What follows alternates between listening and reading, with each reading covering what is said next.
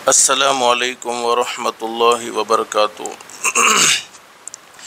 अल्हम्दुलिल्लाहि वकफ़ा वसलामुन अला इबादिहिल्लज़ीना इस्तफ़ा अम्मा बअद।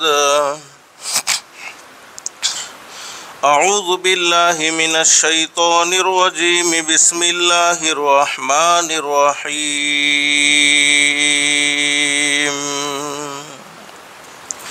क़द अफ़लह मन तज़क्का व ज़करा अस्म रब्बिही फ़सल्ला बल तुसिरूनल हयातद दुनिया वल आखिरतु खैरुन व अबक़ा। सदक़ल्लाहुल अज़ीम। रब्बि इश्रह ली सदरी व यस्सिर ली अमरी वहलुल उक़दतम मिन लिसानी यफ़क़हू क़ौली। सुब्हानक ला इल्म लना इल्ला मा अल्लमतना इन्नका अंतल अलीमुल हकीम। अल्लाहुम्मा सल्लि अला मुहम्मद व अला आलि मुहम्मद कमा सल्लैता अला इब्राहीम व अला आलि इब्राहीम इन्नका हमीदुम मजीद।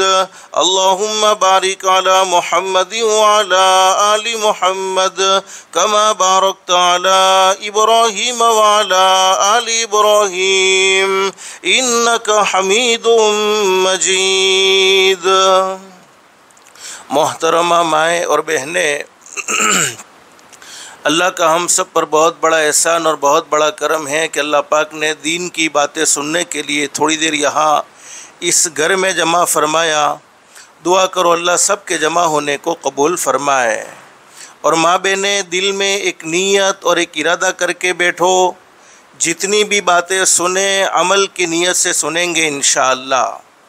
इसलिए कि सुनना और सुनाना तो बहुत सी मर्तबा होता है, नहीं होता तो ज़िंदगी में अमल नहीं होता।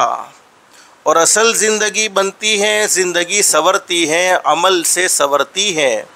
और अल्लाह रब्बुल आलमीन कुरान करीम में खुशखबरी सुनाते हैं, फ़बश्शिर इबाद, मेरे बंदों को और मेरी बंदियों को खुशखबरी सुनाओ। कौन से बंदे और कौन सी बंदियाँ? अल्लज़ीना यस्तमिऊनल क़ौल फ़यत्तबिऊन अहसना।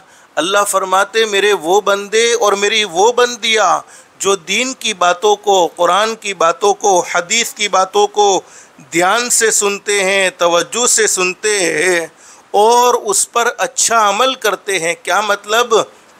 अल्लाह जैसा चाहते हैं वैसा ही अमल करते हैं। अब इनाम क्या मिलेगा? अल्लाह कुरान करीम में फरमाते उलाइकल्लज़ीना हदाहुमुल्लाह व उलाइका हुम उलुल अलबाब। अल्लाह फरमाते मेरे बंदों और मेरी बंदियों, तुम ज़मीन पर अमल की नीयत करोगे, तुम ज़मीन पर अमल का इरादा करोगे, मैं रब्बुल आलमीन आसमानों पर तुम्हारे लिए हिदायत के फ़ैसले कर दूँगा। हिदायत से बढ़कर कोई दौलत हो नहीं सकती।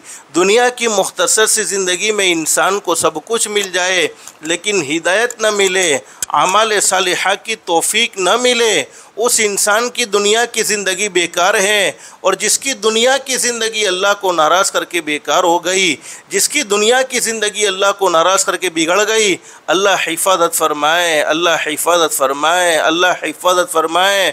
उसकी आखिरत की ज़िंदगी दुरुस्त नहीं हो सकती है। इसलिए कि अल्लाह पाक ने दुनिया की ज़िंदगी आखिरत की ज़िंदगी बनाने के लिए, दुनिया की ज़िंदगी आखिरत की ज़िंदगी संवारने के लिए नसीब फरमाई है। अल्लाह से दिल से दुआ कर लो, अल्लाह हम सबको अमल की भी तौफीक नसीब फरमाए और हिदायत की दौलत से भी अल्लाह पाक हम सबको माला माल फरमाए। मोहतरमा माएँ और बहनें, एक सहाबी ने हज़रत नबी करीम सल्लल्लाहु अलैहि वसल्लम से सवाल कर लिया, मेरे महबूब हज़रत मुहम्मदुर रसूलुल्लाह सल्लल्लाहु अलैहि वसल्लम, अल्लाह रब्बुल आलमीन किसी बंदे के बारे में या किसी बंदी के बारे में हिदायत का फ़ैसला कर दें तो हिदायत के फ़ैसले का क्या मतलब है। अल्लाह पाक किसी बंदे को हिदायत देना चाहे, किसी बंदी को हिदायत देना चाहे, यानी हिदायत का फ़ैसला कर देना चाहे तो हिदायत के फ़ैसले का मतलब क्या है। हज़रत नबी करीम सल्लल्लाहु अलैहि वसल्लम ने फरमाया, सुनो मेरे सहाबाए किराम, हिदायत के फ़ैसले का मतलब ये है अल्लाह मौत के वक्त ज़रूर कलमा नसीब फरमाएंगे। इससे बड़ा इनाम क्या हो सकता है कि हम दुनिया से जा रहे हो और हमारी ज़ुबान पर ला इलाहा इल्लल्लाह मुहम्मदुर रसूलुल्लाह सल्लल्लाहु अलैहि वसल्लम कलिमा तय्यबा जारी हो जाए। हदीस शरीफ में फरमाया नबी करीम सल्लल्लाहु अलैहि वसल्लम ने, मन काना आखिरु कलामी ला इलाहा इल्लल्लाह दखलल जन्नह बिगैरि हिसाबिन वला किताब औ कमा क़ाल नबी सल्लल्लाहु अलैहि वसल्लम। नबी करीम सल्लल्लाहु अलैहि वसल्लम ने इरशाद फरमाया, जिसकी ज़िंदगी का आखिरी कलमा ला इलाहा इल्लल्लाह होगा वो जन्नत में ज़रूर दाखिल होगा। अल्लाह पाक उससे बग़ैर हिसाब व किताब के जन्नत का दाखिला नसीब फरमाएंगे। माँ बहने, ये बात तो फ़ाइनल और तयशुदा है कि हम सबको एक न एक दिन ये दुनिया से चले जाना है और असल ज़िंदगी तो आखिरत की ज़िंदगी है। खूबसूरत ज़िंदगी अल्लाह पाक ने हमें दुनिया की ज़िंदगी नसीब फरमाई है तो दुनिया की ज़िंदगी शॉर्ट टाइम की ज़िंदगी है। हाँ, हमारा अल्लाह हमसे बहुत मोहब्बत करता है, जैसे माँ बाप को अपने बच्चों से मोहब्बत होती है। लोग कहते हैं कि अल्लाह पाक 70 माओं से ज़्यादा मेहरबान, लेकिन हकीकत ये है 70 करोड़ माओं के दिल में जितनी मोहब्बत है उससे भी कई गुना ज़्यादा मोहब्बत करने वाला हमारा पैदा करने वाला अल्लाह है। अल्लाह पाक ने हमें खूबसूरत ज़िंदगी नसीब फरमाई। ज़िंदगी देने के बाद ज़िंदगी का मकसद भी समझा दिया। ओ मेरे बंदो, ओ मेरी बंदियों, मैंने तुम्हें दुनिया में क्यों भेजा है, भेजने का मकसद समझाया। ये बात तो फ़ाइनल और तयशुदा है कि हर इंसान दुनिया में हमेशा हमेश के लिए नहीं आया है, बल्कि हर एक को एक न एक दिन ये दुनिया छोड़कर जाना पड़ता है। दुनिया में कोई हमेशा हमेश नहीं रहेगा। दुनिया में पैदा होने वाली हर चीज़ को एक न एक दिन ख़त्म हो जाना है। हाँ, बाकी रहने वाली ज़ात तो सिर्फ़ एक अल्लाह ही की है। अल्लाह कुरान करीम में फरमाते, कुल्लु मन अलैहा फ़ान व यबक़ा वजहु रब्बिका ज़ुल जलाली वल इकराम फ़बिअय्यि आलाइ रब्बिकुमा तुकज़्ज़िबान। अल्लाह फरमाते, दुनिया में पैदा होने वाली हर चीज़ को फ़ना हो जाना है, हर चीज़ को ख़त्म हो जाना है, हर चीज़ को मिट जाना है। अगर बाकी रहने वाली किसी की ज़ात है तो वो सिर्फ़ एक अल्लाह की है। अल्लाह हमेशा हमेश है और अल्लाह पाक हमेशा हमेश रहेंगे, वरना दुनिया में पैदा होने वाली हर चीज़ ख़त्म हो जाएगी, हर चीज़ फ़ना हो जाएगी, हर चीज़ मिट जाएगी। माँ बहने, मुझे मुख्तसर बतलाना ये है, अल्लाह पाक ने हमें दुनिया की खूबसूरत ज़िंदगी नसीब फरमाई है। ज़िंदगी देने के बाद ज़िंदगी का मकसद भी समझा दिया कि हमें दुनिया में क्यों भेजा गया है, हम दुनिया में क्यों आए हैं, क्या करेंगे दुनिया में आने के बाद, क्या करना चाहिए हमें दुनिया में आने के बाद। और अल्लाह पाक हमें खूबसूरत ज़िंदगी देने के बाद, ज़िंदगी का मकसद समझाने के बाद, मकसद के तहत ज़िंदगी गुजारने पर इनाम क्या देते हैं, वो बातें भी अल्लाह पाक ने हमारे सामने वाज़े फरमा दी।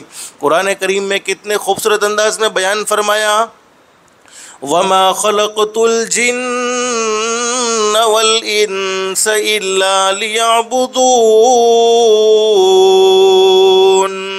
मा उरीदु मिनहुम मिर रिज़्क़िन वमा उरीदु अन युतइमून इन्नल्लाहा हुवर रज़्ज़ाक़ु ज़ुल क़ुव्वतिल मतीन। अल्लाह रब्बुल आलमीन फरमाते हैं, हमने जिन्नात और इंसान को सिर्फ़ इबादत के लिए पैदा किया है। अल्लाह की इबादत करके अल्लाह को पहचान ले। माँ बहने, हमने सबको पहचाना है, नहीं पहचाना है तो हमारे रब को नहीं पहचाना है, हमारे पैदा करने वाले अल्लाह को नहीं पहचाना है। अगर हमने अल्लाह को पहचाना होता तो अस्सलातु खैरुम मिनन नौम की सदाओं को सुनकर हम कभी फजर की नमाज में आराम से सोए न रहते। अगर हमने अल्लाह को पहचाना होता तो हय्या अलस सलाह, हय्य अलल फलाह की सदाओं को सुनकर हम कभी नमाज न छोड़ते। अगर हमने अल्लाह को पहचाना होता तो हम किसी की बुराई न करते। अगर हमने अल्लाह को पहचाना होता तो हम झूठ न बोलते। अगर हमने अल्लाह को पहचाना होता तो हम किसी को परेशान न करते। अगर हमने अल्लाह को पहचाना होता तो हमारे माँ बाप हमारी ज़ात से दुखी न होते। अगर हमने अल्लाह को पहचाना होता तो हमारे पड़ोसी, हमारे रिश्तेदार हमारे बुरे सलूक से परेशान न होते। अगर हमने अल्लाह को पहचाना होता तो हमारे पेट में कभी हराम के लुक में न जाते। अगर हमने अल्लाह को पहचाना होता तो हम कभी सूदी लेन देन न करते, कभी व्यास का चक्कर में न पड़ते। अगर हमने अल्लाह को पहचाना होता तो हमारे घरों में कभी लड़ाई झगड़े न होते, बल्कि मोहब्बत के साथ ज़िंदगियाँ गुजरती। लेकिन माँ बहने, हमने सबको पहचाना है, नहीं पहचाना है तो हमारे रब को नहीं पहचाना। बस अल्लाह पाक हमें अल्लाह की पहचान नसीब फरमा दे कि हम पैदा करने वाले अल्लाह को पहचान ले कि अल्लाह है कौन। अल्लाह ने हमें पैदा किया है, अल्लाह बड़ी कुदरत वाले हैं, बड़ी ताकत वाले हैं, अल्लाह बड़ी शान वाले हैं, बड़े मकाम वाले हैं, बड़ी अज़मतों वाले हैं। अल्लाह रब्बुल आलमीन ने हमें दुनिया की ज़िंदगी में बेशुमार नेमतों से नवाजा है, बेशुमार इनामात हमें नसीब फरमाए हैं, बेशुमार इनामात की बारिश हम पर फरमाई है। लेकिन तमाम नेमतों में सबसे अजीम नेमत, सबसे कीमती दौलत दुनिया की मुख्तसर सी ज़िंदगी में अल्लाह पाक ने हमें नसीब फरमाई, वो है दौलत ईमान। मुसलमान के घर में पैदा कर दिया। माँ बहनें, हम अपनी मर्ज़ी से मुसलमान के घर में पैदा नहीं हुए हैं, बल्कि अल्लाह पाक ने हम पर फ़ज़ल का मामला फ़रमाया, करम का मामला फ़रमाया। कुरान करीम में बहुत खूबसूरत अंदाज में अल्लाह पाक ये बात बयान फरमाते हैं, बलिल्लाहु यमुन्नु अलैकुम अन हदाकुम लिल ईमानी इन कुंतुम सादिकीन। अल्लाह फरमाते, मेरे बंदों और मेरी बंदियों, ये मत समझना कि तुम अपनी मर्ज़ी से मुसलमान के घर में पैदा हो गए हो, तुम अपनी मर्ज़ी से ईमान वाले के घर में पैदा हो गए हो, बल्कि ये तो अल्लाह फरमाते मैंने फ़ज़ल का मामला फ़रमाया है, करम का मामला फ़रमाया, रहम का मामला फ़रमाया कि तुम्हें मुसलमान के घर में पैदा कर दिया, माँ की गोद से तुम्हें कलमा नसीब फरमा दिया। अल्लाह फरमाते, मैं चाहता तो तुमको यहूदी के घर में पैदा कर सकता था, मैं चाहता तो तुमको ईसाई के घर में पैदा कर सकता था, मैं चाहता तो तुमको मजूसी के घर में पैदा कर सकता था, लेकिन तुम्हें ईमान जैसी अजीम दौलत से मैंने माला माल फरमाया। ये तुम्हारा कमाल नहीं, बल्कि अल्लाह फरमाते ये मेरा एहसान है। बस अल्लाह पाक हमें ईमान की कदरदानी की तौफीक नसीब फरमाए। ईमान का मिल जाना ये अल्लाह की बहुत बड़ी नेमत है, इससे बड़ी कोई नेमत हो नहीं सकती, इससे खूबसूरत कोई नेमत हो नहीं सकती। लेकिन ईमान का मौत तक महफूज रहना, ईमान का मौत तक बचाए रखना, ईमान का मौत तक बाकी रहना, ये उससे भी बड़ी नेमत है। इसलिए कि इस दुनिया की मुख्तसर सी ज़िंदगी में जितने भी हम नेक अमाल करते हैं, चाहे 5 वक्त की नमाज़ पढ़ते हो, चाहे रमज़ानुल मुबारक के महीने के रोज़े रखते हो, अल्लाह को राज़ी करने के लिए हज करने का अहतमाम करते हो, अल्लाह को राज़ी करने के लिए उम्रा करने का अहतमाम करते हो, अल्लाह को राज़ी करने के लिए सदक़ात व खैरात करने का अहतमाम करते हो, अल्लाह को राज़ी करने के लिए ज़कात अदा करने का अहतमाम करते हो, दुनिया की मुख्तसर सी ज़िंदगी में जितने भी नेक अमाल करते हैं, चाहे कुरान करीम की तिलावत करते हैं, दुरूद शरीफ पढ़ते हैं, इस्तिग़फ़ार पढ़ते हैं, दीन की बातें सुनते हैं, तमाम के तमाम नेक अमल का सिर्फ एक ही मकसद है, जो ईमान अल्लाह ने हमें माँ की गोद से नसीब फरमाया, वो ईमान क़ब्र में जाने तक बाकी कैसे रह जाए, वो ईमान क़ब्र में जाने तक बच कैसे जाए। असल तो हमें मेहनत दुनिया की ज़िंदगी में रहकर ये करनी है। हदीस शरीफ में फरमाया नबी करीम सल्लल्लाहु अलैहि वसल्लम ने, एक मरतबा हमारे आका ताजदार मदीना मोहम्मदुर रसूलुल्लाह सल्लल्लाहु अलैहि वसल्लम तशरीफ़ फरमाए। हमारे नबी हज़रत मोहम्मदुर रसूलुल्लाह सल्लल्लाहु अलैहि वसल्लम ने सहाबाई किराम के दरमियान में ये बात बयान फरमाई, ओ मेरे सहाबाई किराम, क़यामत तक के आने वाले लोगों को भी हमारे नबी ने ये बात बतलाई है, ओ मेरे उम्मतियों, बादिरू बिल आमाली फ़ितनन। हदीस शरीफ में हज़रत नबी करीम सल्लल्लाहु अलैहि वसल्लम ने इरशाद फरमाया, ओ मेरे उम्मतियों, जितना हो सके नेक अमाल में जल्दी करते रहो, रहो, भलाई के कामों में जल्दी करते रहो, अल्लाह को राज़ी करने में जल्दी करते रहो, अगर गुनाह हो जाए तौबा करने में जल्दी करते रहो। बादिरू बिल आमाली फितनन का कितइल लैली मुज़लिमा, कल का इंतज़ार न करो कि कल नेक अमल कर लेंगे, कल अल्लाह को राज़ी करने वाले काम कर लेंगे, कल का कोई भरोसा नहीं है। अरे उलमा ने बड़ी ज़बरदस्त बात बयान फरमाई है, हर इंसान के आने की तरतीब तो फ़िक्स होती है, पहले दादा आते हैं, फिर अब्बा आते हैं, फिर बेटा आता है, फिर पोता आता है, लेकिन जाने की कोई तरतीब फ़िक्स नहीं होती है। अल्लाह जिसे जब चाहे जब बुला लेते हैं, तो कल का कोई भरोसा नहीं है। फ़िक्र उक़बा की कर आज ही बेखबर, फ़िक्र उक़बा की कर आज ही बेखबर, कल न कर कल का कोई भरोसा नहीं, कल न आई कभी और न आएगी कल, कल न आई कभी और न आएगी कल, कल तो क्या एक पल का भरोसा नहीं।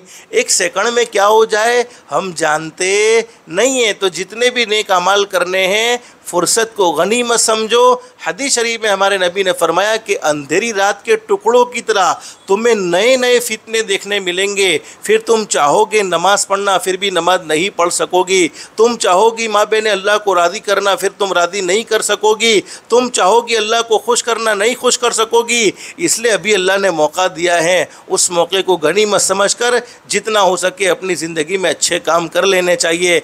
हदीस शरीफ में हमारे नबी ने फरमाया मेरी उम्मत के आमाल इतने बिगड़ जाएंगे, मेरी उम्मत गुनाहों में इतनी आगे बढ़ जाएगी, जैसे हराम खाने में, हराम कमाने में, हराम खाने में, हराम देखने में, हराम सुनने में, सूदी कारोबार में, लोन लेने में, ब्याज लेने में और ब्याज देने में इतनी आगे बढ़ जाएगी, इतनी आगे बढ़ जाएगी। मेरी उम्मत का हाल ये होगा, सुबह में आदमी मोमिन होगा, सुबह में आदमी अच्छा खासा मुसलमान होगा, लेकिन जब शाम को मौत आएगी तो जनाजा काफिर का उठ रहा होगा, और शाम को आदमी मोमिन होगा, लेकिन जब सुबह में मौत आएगी तो जनाजा काफिर का उठ रहा होगा। अल्लाह हम सब की हिफाजत फरमाए। यानी पता नहीं ज़िंदगी में कौन सा गुनाह ऐसा हो जाए जिस गुनाह की नहुसत की वजह से अल्लाह पाक ने हमारे ईमान के ख़त्म कर देने का फ़ैसला कर दिया होगा। बस अल्लाह पाक हम सब के साथ आफ़ियत का मामला फ़रमाए। तो माँ बहने अल्लाह पाक ने हमें बहुत खूबसूरत नेमत नसीब फरमाई, दौलत ईमान। अब ईमान मिल जाने के बाद एक मुसलमान मर्द की क्या ज़िम्मेदारी है, एक मुसलमान औरत की क्या ज़िम्मेदारी है, उस ज़िम्मेदारी को समझाने के लिए अल्लाह पाक ने अपने पाक नबियों को दुनिया में भेजा है। तमाम के तमाम नबियों ने एक ही पैगाम दिया, ओ लोगो अल्लाह को मानो। क्या मतलब है?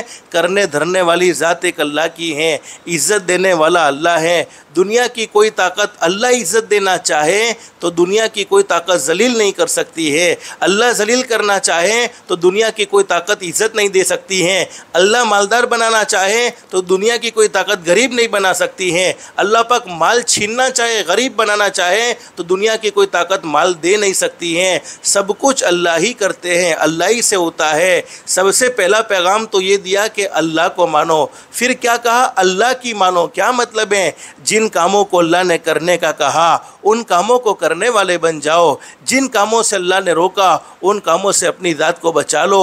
हदीस शरीफ में हज़रत नबी करीम सल्लल्लाहु अलैहि वसल्लम ने बहुत खूबसूरत बात बयान फरमाई। हम सब की ये चाहत होती है कि हम जैसा चाहते हैं अल्लाह पाक वैसे ही फ़ैसले करे। मर्दों की भी ये चाहत होती है, औरतों की भी ये चाहत होती है। हदीस कुदसी का मफ़हूम है अल्लाह पाक अपनी बंदियों से क्या कहते हैं। चूँकि इस वक्त बयान औरतें आपके लिए हैं, माँ बहनों आपके लिए हैं, इसलिए मैं आपसे कहता हूँ अल्लाह पाक बंदों से भी कहते हैं, बंदियों से भी कहते हैं, लेकिन अल्लाह पाक आप लोगों से, माँ बहनें आपसे अल्लाह पाक क्या कहते हैं? अल्लाह फरमाते मेरी बंदी तू कुछ चाहती है, मैं कुछ चाहता हूँ। अल्लाह आप लोगों से कहते हैं, माँ बहनें तवज्जो से सुनो, अल्लाह फरमाते मेरी बंदी तू कुछ चाहती है, मैं कुछ चाहता हूँ, होता तो वही है जो मैं चाहता हूँ। माँ बहनें हम जो चाहते हैं वो नहीं होता, हमारा पैदा करने वाला अल्लाह जो चाहता है वही होता है। अल्लाह पाक अपनी बंदियों से क्या कहते हैं? अल्लाह फरमाते मेरी बंदी तू कुछ चाहती है, मैं कुछ चाहता हूँ, होता तो वही है जो मैं चाहता हूँ, तू वो करके देख। अल्लाह अपनी बंदियों से कहते हैं तू वो करके देख जो मैं चाहता हूँ फिर वो होगा जो तू चाहती हैं। अगर माँ बहनें तुम अपनी चाहत के मुताबिक अल्लाह से फ़ैसले चाहती हो तो अपनी ज़िंदगी को भी अल्लाह की चाहत के मुताबिक गुजारना होगा, अपनी ज़िंदगी को भी अल्लाह की मर्ज़ी के मुताबिक गुजारना होगा। तो तमाम के तमाम नबियों ने एक ही पैगाम दिया, ओ लोगों अल्लाह को मानो, अल्लाह की मानो। मैं असल बात ये कह रहा था, माँ बहन अल्लाह पाक ने हमें बहुत खूबसूरत ज़िंदगी नसीब फरमाई।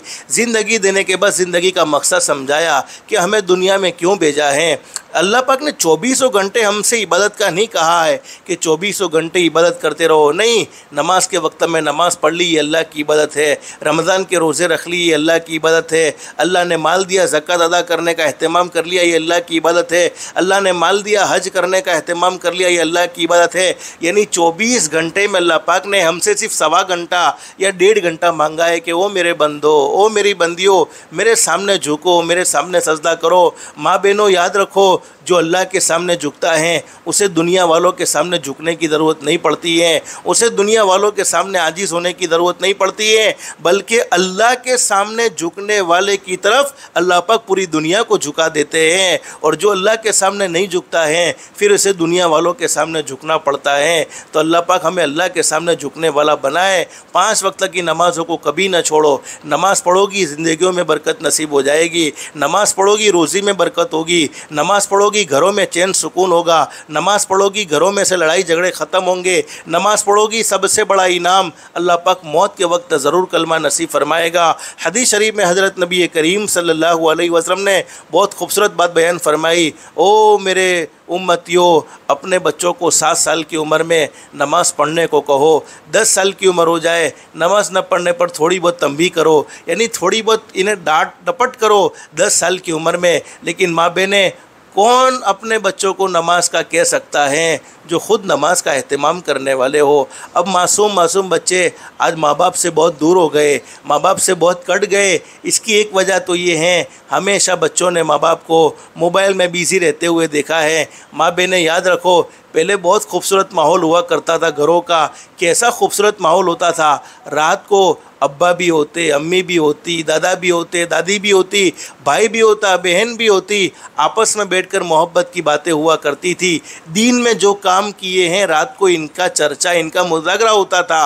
अब रात को बड़ा अजीब माहौल है, माँ अपने मोबाइल में बिज़ी, बाप अपने मोबाइल में बिज़ी, दादा अपने मोबाइल में बिज़ी, दादी अपने मोबाइल में बिज़ी, भाई अपने मोबाइल में बिज़ी, बहन अपने मोबाइल में बिज़ी, पोता अपने मोबाइल में बिज़ी, पोती अपने मोबाइल में बिज़ी। माँ बहनों याद रखो, मोबाइल एक मर्तबा हाथ से चला गया कभी न कभी वापस आ सकता है, लेकिन ये तुम्हारे मासूम बच्चे तरबियत के दौर में तुम्हारे हाथ से चले गए, फिर कभी ज़िंदगी भर वो वापस नहीं आ सकते हैं। अरे ये मोबाइल और ये इंटरनेट की दुनिया ने दुनिया को तो हमसे बहुत करीब कर दिया है, लेकिन हमारे अपनों को हमसे बहुत दूर कर दिया है। बहुत सी औरतें कहती है, मौलाना मेरे बच्चे को चेक करो ने, कोई जिन्नात की प्रॉब्लम है, कोई जादू की प्रॉब्लम है, कोई बुरी नज़र लगी हुई है। मैं पूछता हूँ कि मोबाइल देखता है कि हाँ, मोबाइल तो पूरे दिन देखता है। मदरसे से आया मोबाइल देखता है, स्कूल से आया मोबाइल देखता है, ट्यूशन से आया मोबाइल देखता है, यहाँ तक कि रात को सोने से पहले तक मोबाइल में मशगूल रहता है। मैं कहता हूँ कोई जिन्नात की प्रॉब्लम नहीं है, कोई जादू की प्रॉब्लम नहीं है, कोई बुरी नज़र की प्रॉब्लम नहीं है, ये ज़्यादा मोबाइल देखने की नहुसत है। और मैं आपको सच कहता हूँ, कई बच्चों की आंखें मोबाइल की वजह से चली गई, कई बच्चे कैंसर की बीमारी में मुब्तला हुए हैं और कई बच्चे बेचारे तड़प कर दुनिया से गए हैं। माँ बाप ने अपनी सहूलत बच्चों को मोबाइल देने में समझी है। ये तहकीकी बात है। बच्चा छोटा अंगारा पकड़े, इसे पकड़ने दो, लेकिन मोबाइल के करीब मत जाने दो। मैं मोबाइल के इस्तेमाल से माँ बहनें तुम्हें नहीं रोकता हूँ, इसका सही इस्तेमाल ज़रूर होना चाहिए। अच्छे उलमा के बयानात सुने, नज़्म व नात सुने, कुरान करीम को सुने, ये अच्छा इस्तेमाल इसका ज़रूर किया जा सकता है। लेकिन आज उम्मत का बड़ा तबका, चाहे मर्दों का हो चाहे औरतों का हो, अच्छा इस्तेमाल इसका हरगिज़ नहीं करते हैं, बल्कि हमेशा इसको अल्लाह को नाराज़ करने वाले कामों में इस्तेमाल करते हैं।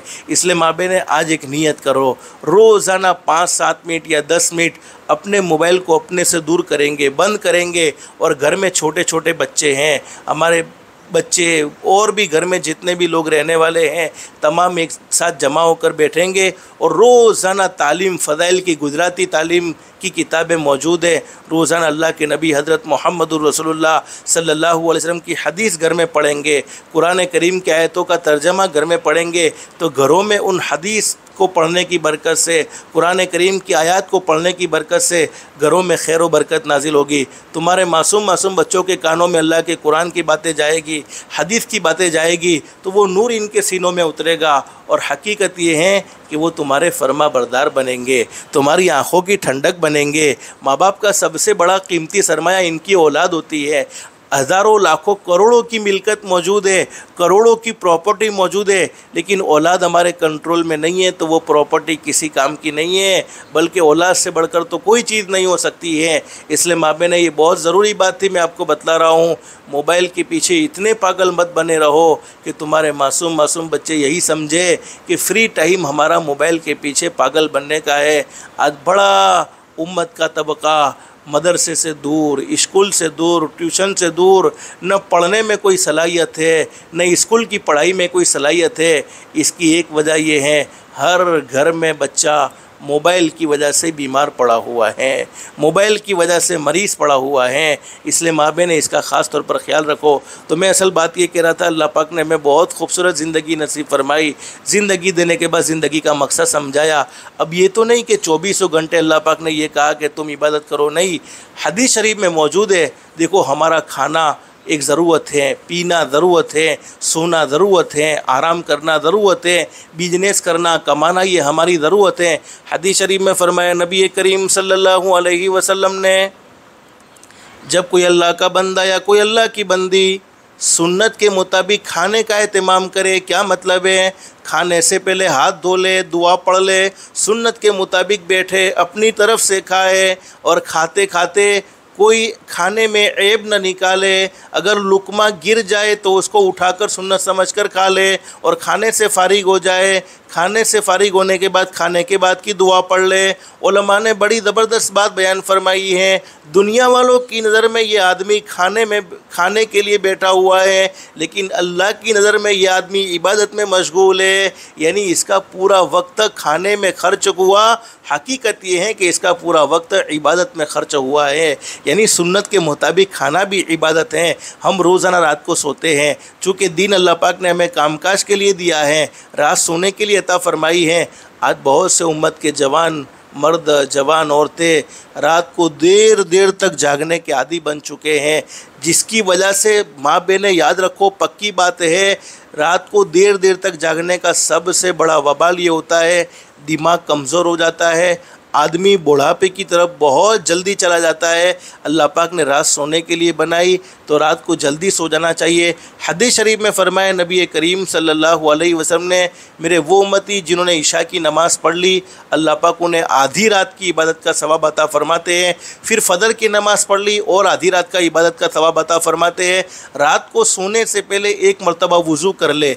अब गर्मी के मौसम में वज़ू करना कोई मुश्किल काम नहीं है, वज़ू करके सोएंगे तो फ़ायदा ये होगा कि पूरी रात फरिश्ते हमारे जिस्म से टच हो जाएंगे, हमारी बॉडी से टच हो जाएंगे, और हम सबको अपनी ज़िंदगी में कोई न कोई दुख ज़रूर होता है, कोई न कोई तकलीफ़ ज़रूर होती है, कोई न कोई परेशानी ज़रूर होती है। जब रात को आँख खुलेगी और हम वज़ू करके सोए हैं, उस वक्त अल्लाह से मांगेंगे। हदीस शरीफ में लिखा है, हमारे नबी हज़रत मुहम्मदुर रसूलुल्लाह सल्लल्लाहु अलैहि वसल्लम ने फरमाया, ओ मेरे उम्मती, तेरे मांगने में देर हो सकती है, लेकिन अल्लाह के पूरा करने में देर नहीं हो सकती है, अल्लाह पाक ज़रूर कबूल फरमा लेंगे। हदीस शरीफ में लिखा है, रात को सोने से पहले एक मरतबा आयतुल कुर्सी पढ़ ले, जिसके नतीजे में पूरी रात एक फ़रिश्ता बॉडी गार्ड के तौर पर, यानी हमारी हिफाजत के लिए, हमारा ध्यान रखने के लिए अल्लाह पाक खड़ा कर देंगे और हम पूरी रात सुन्नत के मुताबिक सोए हैं। हदीस शरीफ में लिखा है, अल्लाह पाक फ़रिश्तों से फरमाते हैं, ओ मेरे फ़रिश्तों, ये मेरा फ़लाना बंदा, ये मेरी फ़लानी बंदी अगरचे रात को सो गए हैं, मेरा बंदा भी सोया है, मेरी बंदी भी सोई हैं, लेकिन इसकी रात सोने में शुमार नहीं होगी, इसलिए कि ये मेरे महबूब के तरीके पर सोए हैं, ये मेरे महबूब की सुन्नत के मुताबिक सोए हैं, इसलिए इनकी पूरी रात इबादत में लिख दो, इनकी पूरी रात इबादत में शुमार होगी। तो माँ बहनें, अल्लाह पाक ने खाने पीने, कमाने, सोने से तो नहीं रोका है। मैं असल बतलाना ये चाहता हूँ, हमारी ज़रूरतें हैं तो ज़रूरतें पूरी करने से अल्लाह पाक ने हमें नहीं रोका है। अरे कमाना कितनी बड़ी इबादत है। माँ बहने, आप अपने घर में अपने मर्दों को भी ये बात सुनाओ। हदीस शरीफ में फरमाया नबी करीम सल्लल्लाहु अलैहि वसल्लम ने, जब मेरा कोई उम्मती हलाल कमाई करते हुए थक जाता है शाम को, हालांकि बिजनेस करते हुए थका है, दुनिया कमाते हुए थका है, अपनी दुकान पर बैठे हुए थका है, अपनी जॉब पर बैठे हुए थका है, थकने की बरकत से शाम को अल्लाह पाक उसकी ज़िंदगी के सारे गुनाहों को माफ़ कर देते हैं। बोलो, इससे आसान दिन कोई हो सकता है कि हम दुनिया भी कमा रहे हो और हमारे गुनाह भी माफ़ हो रहे हो। एक हदीस में क्या फरमाया नबी करीम सल्लल्लाहु अलैहि वसल्लम ने, बहुत से गुनाह मेरे उम्मतियों के ऐसे होते हैं कि बहुत से गुनाह उम्मतियों ने ऐसे किए होते हैं कि वो गुनाह नमाज से माफ़ नहीं होते, रोज़े से माफ़ नहीं होते, ज़कात से माफ़ नहीं होते, वो गुनाह दूसरे नेक अमल से माफ़ नहीं होते। साहबा ने पूछा किससे माफ़ होते हैं? तो हमारे नबी ने फरमाया हलाल कमाई में थकने की बरकत से अल्लाह पाक उन गुनाहों को माफ़ कर देता है। असल में समझाना ये चाहता हूँ कि दुनिया का कमाना, दुनिया का हासिल करना कोई गुनाह नहीं है, बल्कि हलाल कमाई ज़रूर करनी चाहिए। फ़राइज़ के बाद सबसे अहम फरीदा हलाल कमाई का करना है, हलाल कमाई का हासिल करना है। और एक हदीस में हज़रत नबी करीम सल्लल्लाहु अलैहि वसल्लम ने बड़ी ज़बरदस्त बात बयान फरमाई, मेरे वो उम्मती जो हलाल कमाई की तलाश में, हलाल कमाई को ढूंढने में अपने घर से निकलते हैं, अल्लाह पाक ऐसे बंदों को मोहब्बत से देखता है। बोलो, जिन बंदों की तरफ अल्लाह की मोहब्बत की नज़र होगी उन बंदों का काम बनेगा कि नहीं बनेगा? ज़रूर बनेगा। एक हदीस में फरमाया नबी करीम सल्लल्लाहु अलैहि वसल्लम ने, मेरे उम्मती इसलिए हलाल कमाई करते हैं ताकि दुनिया वालों के सामने हाथ न फैलाना पड़े और ख़ुद कमाकर अपने बच्चों का ख़र्चा पूरा कर सके, अपनी बीवी का ख़र्चा पूरा कर सके, पड़ोसियों के साथ अच्छा सलूक कर सके, माँ बाप के साथ अच्छा सलूक कर सके। ऐसे उम्मतियों के चेहरे को अल्लाह पाक क़यामत के दिन 14वीं रात के चाँद से भी ज़्यादा चमकदार कर देंगे। तो असल में बतलाना ये चाहता हूँ, दुनिया की ज़िंदगी में दो चीज़ें हैं, एक मकसद है, एक ज़रूरत है। मकसद अल्लाह को राज़ी करना, अल्लाह को पहचानना, अल्लाह की इबादत करना। ज़रूरत हमारा खाना पीना सोना।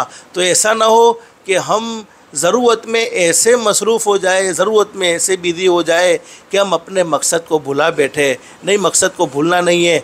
आज बहुत से लोग कहते हैं रोज़ी में बड़ी तंगी है, पता नहीं क्या हो गया है, रोज़ी पर किसी ने जादू कर दिया है या कोई जिन्नात की प्रॉब्लम है। माँ बहने, एक बात याद रखो, हदीस शरीफ में लिखा है मौत और रोज़ी का फ़ैसला अल्लाह पाक कर चुके हैं।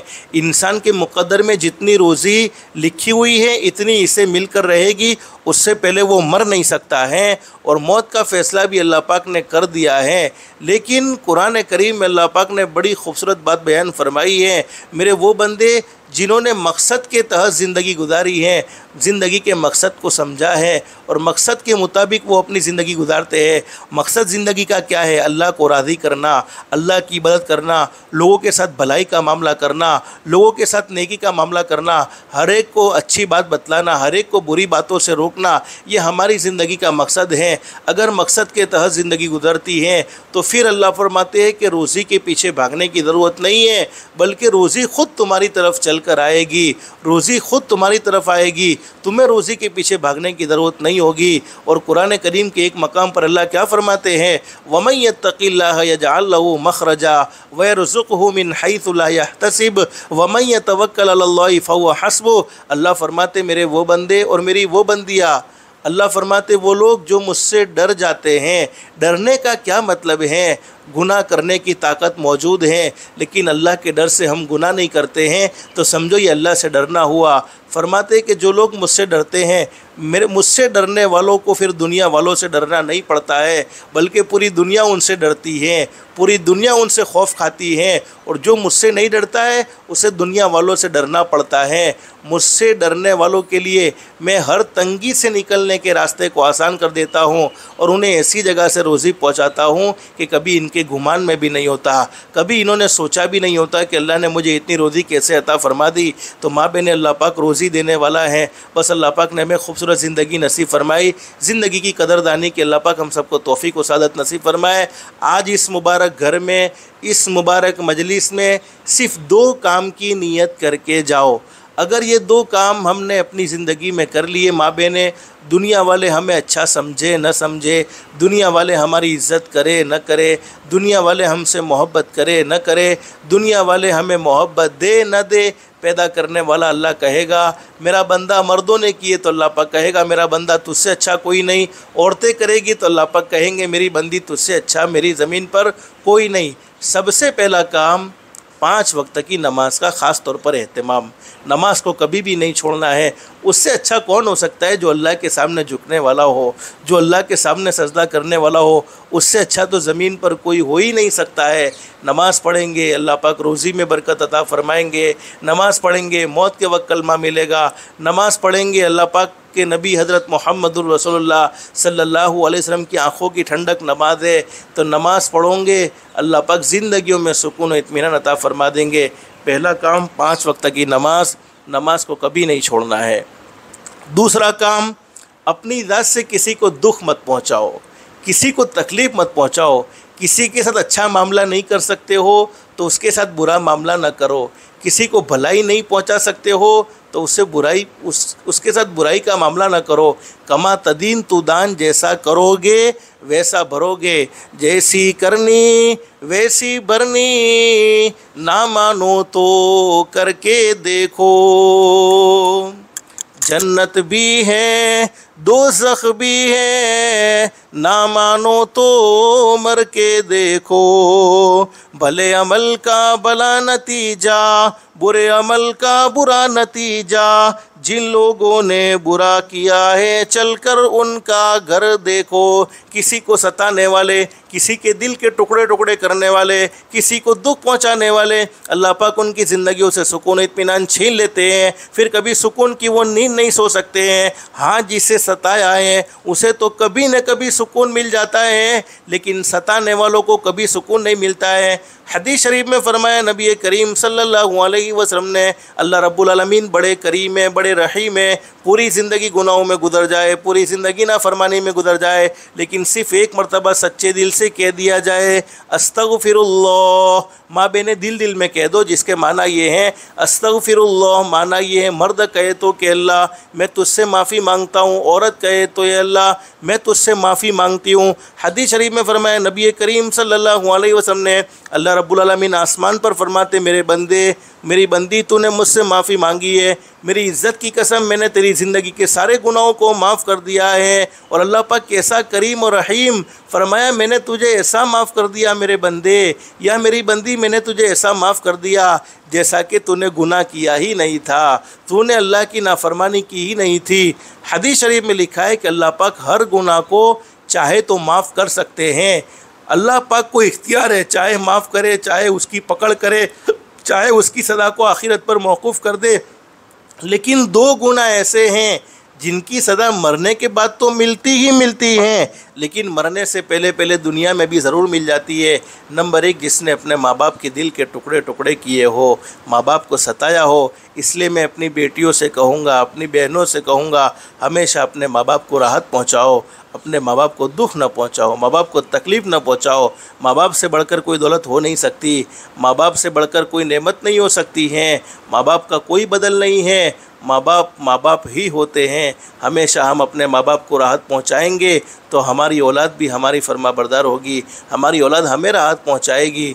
और दूसरा गुनाह, जिसने किसी पर जुल्म किया, जिसने किसी पर ज़्यादती की, जालिम को अल्लाह पाक ढील ज़रूर देते हैं, लेकिन जालिम की पकड़ भी ज़रूर होती है। जालिम कभी अल्लाह की पकड़ से बच नहीं सकता है। इसलिए हमेशा इस बात का एहतमाम करना चाहिए, हम किसी कमज़ोर पर जुल्म न करें। सास ताकतवर है, बहू कमज़ोर है, बहू को न डराए। बहू ताकतवर है, सास कमज़ोर है, सास के साथ बुरा मामला न करे। माँ बहनें, सामने वाला कमज़ोर है, पैदा करने वाला अल्लाह कमज़ोर नहीं है। पैदा करने वाला अल्लाह कमज़ोरों की तरफ से ज़रूर जवाब देता है। बस अल्लाह से दिल से दुआ कर लो, अल्लाह हम सब की दुनिया भी बेहतर से बेहतर बनाए, आखिरत भी बेहतर से बेहतर बनाए। अल्लाह के अहकाम के मुताबिक, हज़रत नबी करीम सल्लल्लाहु अलैहि वसल्लम के तरीक़े के मुताबिक ज़िंदगी गुजारने की तौफ़ीक़ व सादत नसीब फरमाए। अल्लाह पाक हम सबको कहने सुनने से ज़्यादा इखलास, इस्तिखलास और इस्तिक़ामत के साथ अमल की तौफ़ीक़ नसीब फरमाए। आमीन या रब्बल आलमीन।